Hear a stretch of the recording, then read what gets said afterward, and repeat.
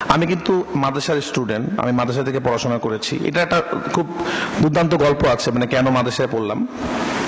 তো আমি যখন ছোট ছিলাম তখন আমার কাছে এটা খুব খারাপ লাগতো আর কি, যে আমি কেন আসলে মাদ্রাসায় পড়ি।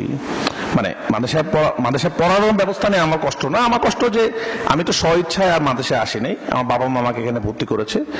সবাই স্কুলে পড়ে, আমার বংশে আমার বোনরা সবাই স্কুলে পড়তেছে, দেশের বাইরে যাচ্ছে, আমি মাদ্রাসায় পড়তেছি।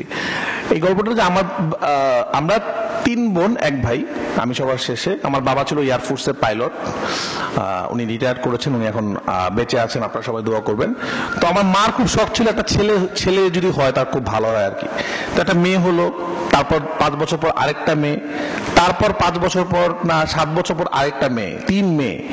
তো কোনোভাবেই ছেলে হচ্ছে না। বিভিন্ন হুজুর, বিভিন্ন জায়গায় তাবিজ করা হলো, বিভিন্ন যে যা আমার আম্মুকে যে যা দিত তাই খাইতো আর কি, যে এটা খাইলে ছেলে হবে, কিন্তু ছেলে আর হচ্ছে না। তখন একটা করলো, একটা আলেমের কাছে গেল যে আমাদের কি করলে আসলে এটা ছেলে হতে পারে। তখন উনি বললো, একটা কাজ করেন, আপনি আপনার ছেলেকে নিয়ত করেন মাদ্রাসায় পড়াশোনা করাবেন, তাহলে হয়তো আল্লাহ এটা কবুল করতেও পারে। তো আল্লাহর রহমত, এরপরে ছেলে হলো। ওই নিয়তের কারণে আসলে আমাকে মাদ্রাসাতে পড়াশোনা করায়। এই গল্পটা কেন বলছি আমি আপনাদেরকে একটু পরে ব্যাখ্যা করছি, গল্পটা কেন বললাম। এরপরে তো আমার জার্নিটা ডিফারেন্ট জার্নি, আমার বংশের মধ্যে কেউ মাদ্রাসায় নাই।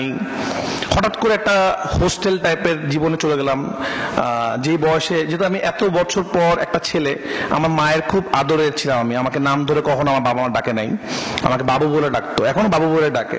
তো আমি 7 বছর বয়সে আমাকে হোস্টেলে দিয়ে আসা হলো, অন্যরকম একটা লাইফ। সবাই একসাথে থাকে, পাঞ্জাবি পায়জামা পরে, টুপি পরে, সেখানে টেলিভিশন নাই, কোনো গান নাই, এটা অন্যরকম ব্যবস্থা, অন্যরকম একটা কালচার। আমি এই কালচারের সাথে অভ্যস্ত না, কারণ যেহেতু আমি এই লাইনে কখনো ছিলাম না।